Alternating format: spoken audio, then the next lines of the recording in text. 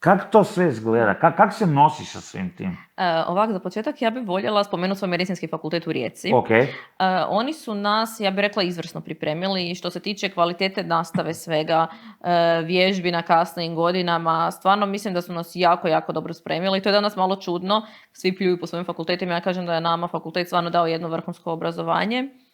Nakon toga ja sam išla nekim putem da sam uzela rad pod nadzorom kod jedne doktorice. To je u principu 6 mjeseci rada kod nekog, ajmo reći tako, mentora. Mm-hmm. Naravno, taj mentor tebe kasnije pušta sam da radiš i tako, ali na početku ipak ti možda prvih mjesec dana sjediš uz nekoga i gledaš kako se to radi. Pa onda ta osoba koja je izvrsna, kao što je moja mentorica bila, te pušta lagano da radiš sam, a ona gleda to sa strane, pa onda ona malo kao ode tipa gledat kroz prozor, opet te sluša.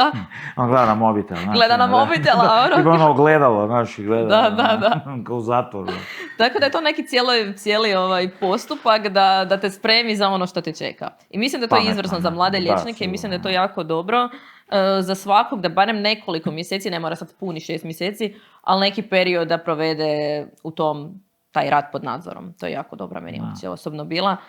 Meni konkretno u primarnoj zdravstvenoj zaštiti, znači obiteljska medicina, može se još na hitnoj, ali ja nisam nikako vidjela sebe u tom smjeru, pa onda nisam to ni pokušavala. Da. Ali dobro, ali kao to misliš da ti je pomoglo jako zapravo to mi je jako pomoglo u sadašnjem radu, jer sam prvo gledala osobu kako radi, drugo imala sam stvarno osobu kraj sebe koja u svakom trenutku mogla se uključiti i koja je mene mogla na kraju dana ispraviti, objasniti mi što je bilo dobro, što bi možda trebalo poboljšati, svaku moju postupak sa mnom prokomentirati, biti mi tu cijelo radno vrijeme dostupna za neko savjetovanje. Isto tako bih rekla da je jako bitno imati dobru sestru. Sestra koja je dugo u ambulanti, neću sad reći starija godinama, ali iskusnija sestra, stvarno jako puno pomogne i mislim da su sestre naši najveći prijatelji i saveznici i da s njima trebamo biti jako dobre, jer ona vidi nekako drugačiji svog kuta koji ti možda nisi sposoban da vidiš. Sigurno. I mislim da se od sestre može puno toga naučiti, da dobra sestra stvarno zlata vrijedi. Sigurno. I složio bi se čak kroz svoju povijest bolesti koju sam imao, kad vidim, kad bi uvijek je tandem je bitan. Fakat je jako bitno. Fakat je. I najčešće jesu stvarno u dobrim odnosima bili. Mislim, osim šta je mus, da funkcionira, ali vjerujem da je bitno. Dobro, a da li kad izgubiš composure, znaš, da li kad te živci malo... Ne, ja sam jako smirena. Ozbiljno? Da. Ili ti vjeruješ? Da. Ali zato se uvijek u životu trudim da radim ono što želim i ono što volim. Recimo, ja sebe ne vidim u bolničkom sustavu da radim. Ja se uopće ne želim dovesti u situaciju da ja radim u bolničkom sustavu, jer znam da to vjerojatno meni ne bi se svidjelo. A zašto, ako smijem pitati? Pa kako sam imala tu praksu u bolnici, ne znam, ugodnije mi je kad je ambulanta, sestra i ja, mojih pacijenata, koliko god u prošloj ambulanti obiteljske medicine imala sam 2600, sad kako sam u školskoj 4000, ali opet to je mojih stalnih toliko. A taman sam htio reći kao malo intimnije. Pa to je intimnije. A dobro, s obzirom na bolnicu, ne? Pa s obzirom na bolnicu imaš posebno u obiteljsku, ja sad toliko idealiziram tu obiteljsku, ali meni je bilo tamo tako lijepo. Imaš nekakav, ako duže radiš tamo, neću reći sad domaćinski odnos sa tim ljudima, ali onako možeš ih upoznati, možeš ih voditi. Nekad imaš i cijele obitelji, pa i tu cijelu dinamiku obitelji možeš pratiti kroz to. Možeš isto tak neke zdravstvene teškoće uočiti koje možda ne bi i da ti neko dođe na 10 minuta negdje na odjelu. A kužim, da. Ovo opet je intimnije, ajmo reći, je neki feeling taj. Ali dobro, znači nije nemaju nekad pacijenti ekstra zahtjeve, prohtjeve, nešto što ne možeš napraviti, ali oni su uporni ili slično. Pa ja osobno uvijek se trudim da napravim sve što mogu. Da. I ako ja ne mogu, potrudim se da nađem nekog ko može ili nekako da ih uputim da oni to naprave sami. Recimo, to je kod naručivanja problem. Ja stvarno želim i trudim se naručiti pacijenta, ali ako jednostavno ne ide, ja mu doslovno mogu ukrenuti kompjuter i pokažem na odabrani postupak nije se moguće naručiti. Znači, šta da ti radim? Ne mogu te naručiti, žao mi je, tu ti je mail, tu ti je telefon, stvarno sam probala. Tako da, i ako nešto ne znam, meni nije problem reći pacijentu, ok, nisam sigurna, dajte mi, ne znam, uputit ću vas tamo ili konzultirat ću se s nekim ili naručit ću vas za sutra ili izvadit ćemo krv, bit ćemo pametniji. Mislim da je taj neki iskreni odnos s pacijentom dosta bitan. Super.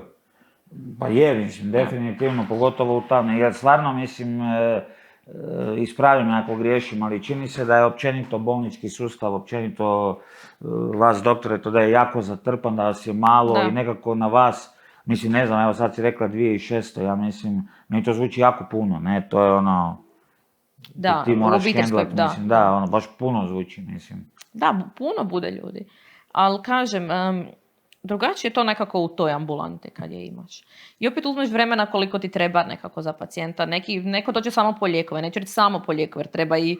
To oni kažu, kucaju ono, ja sam došla samo po lijekove, nisi došla samo po lijekove. To nisu samo po lijekove. A moja baba sad ima nešto na nozi, imam ja sliku na mobitelu pa ću vam pokazati, pa da malo mi to prokomentiramo. Da, to je ono, stojimo, kažem, u 2 sam naručen i 2:45 je i stojim i dolazi lik i kaže ja trebam samo lijekove. Ja kažem pa i ja trebam samo lijekove. Ali zato postoje narudžbe i naravno postoje hitni pacijenti. Ako ti imaš, ne znam, bol u prsima, ako ti imaš neku hitnu situaciju, naravno ćeš ići preko reda jer ti je život ugrožen. Ali ostali, mislim, trebali bi se naručiti. Ako se ne naručiš, onda čekaš. I mislim, generalno ide to dosta brzo po pacijentu. Nije sad ono, kažem, nekad se desi malo duže i kad su stariji ljudi i to zna to malo potrajati. Nekad se to čuje i van, ne, i sve to, ali u principu ono, dosta ok, ali ono, ti bi uglavnom za sebe rekla, ti si se snašla u tome, hendla što dobro, znači, rekla si da se ne vidiš u bolničkom sustavu, ali tu bi se onda vidjela mislim, ne nužno na ovom poslovnom mjestu, ali vidiš se u toj... U obiteljskoj medicini, trenutno sam u školskoj i to mi je isto super, ali tu se iskreno ne vidim toliko dugo, vidim se u obiteljskoj medicini, to mi je nekako najzanimljivije i nekako najviše mi je nešto što meni sjelo osobno. Da,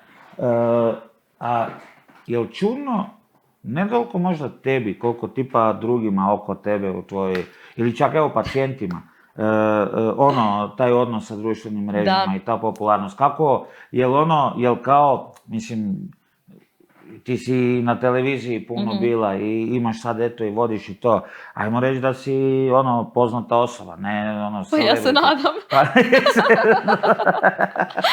Ja se nadam da ovo nije uzalud. Mama, uspjela sam. Mama, vidi me kod bazena. Jel dođu, jel ima ljudi koji, pretpostavljam stariji kao, ti si doktorica, ali ima oni koji te doživljavaju kao celebrity, a ne doktorić. Znaš, ono je kao šta sad, kako to uopće Bude situacija kad neko nije spreman i onda dođe i kaže Isuse Bože, Isuse Bože, Isuse Bože. Ja ne znam, jel mu nije dobro ili šta. I onda budu takve situacije, pa jeste vi, prvo pitanje jeste vi taj i tam, mislim jesam. I onda nekad bude, ajme, super i uglavnom, evo, usudila bi se reći da svi, barem na van, pozitivno reagiraju. Iznenade se definitivno, pogotovo ako su s djetetom, jel znaš ovu tetu? I ona bude baš slatko. I pozitivno stvarno reagiraju. Naravno, kad je bio brak na prvu friško, onda su mi smo vas gledali. Joj, tak mi je žao da onaj vaš nije bio dobar prema vama, vi ste meni bili super i tak. Malo krenu taj neki small talk što se tiče showa, a onda krenu na samu dijagnostiku bolesti i to.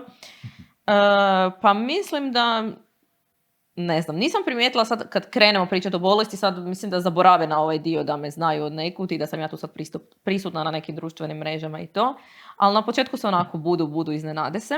Iako znam ponekad dobiti onako direktni komentar, pa mi nismo očekivali da vi radite